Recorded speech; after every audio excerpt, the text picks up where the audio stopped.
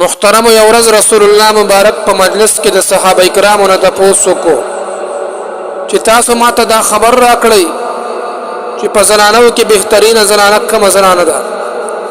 په دغه وخت کې علي رضی الله عنه خپل کور ته راړو او د خپل خزه فاطمه رضی الله عنها نه تاسو کو.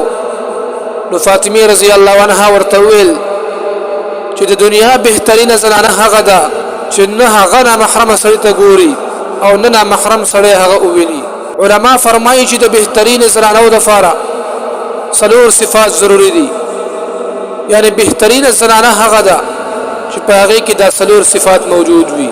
اول نمبر صفت دا چې د هغه په مخ باندې به حیا وي، ځکه د انسان په وجود باندې حیا بنیادی حیثیت لري.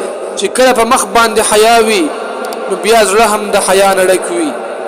د پښتو یو مشهور متل دی چې مخ انسان د زړه آینه وي. دویم نمبر صفت بداوي چې هغه بد زبانه نه وي، یعنی جبه نه به همیشه خیسته الفاظ روزي. دا څنګه چې همیشه به خاوند د سپور استګي وای یا بچو ته کنځلي کوي او یا بچو ته خیری کوي، دا څه بد زبانه بنوي.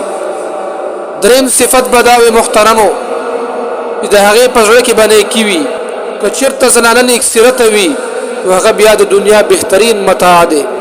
لکه رسول الله مبارک فرمای الدنيا متاع وخير متاعها المرأة الصالحة. دنیا یو متاع ده، یعنی د فائدې سیز ده، او د ټولو نه قیمتي متاع نیک او صالحه ښځه ده. څلورم نمبر صفت ده د محترمو چې د هغې لاسونه په کار کې مصروف وي. د ښایسته زندگی تیرولو دپاره ضروري ده چې همیشه د معافۍ نه کار واخلي او په افهام او تفهیم سره د مسله حل کړي. دا نه محترمو چې سړی ورته یو خبره کوي او زنانه ورته لس خبرې کوي. په دې سره چې کم دی بیا زندگی ډیره اوږدېږي.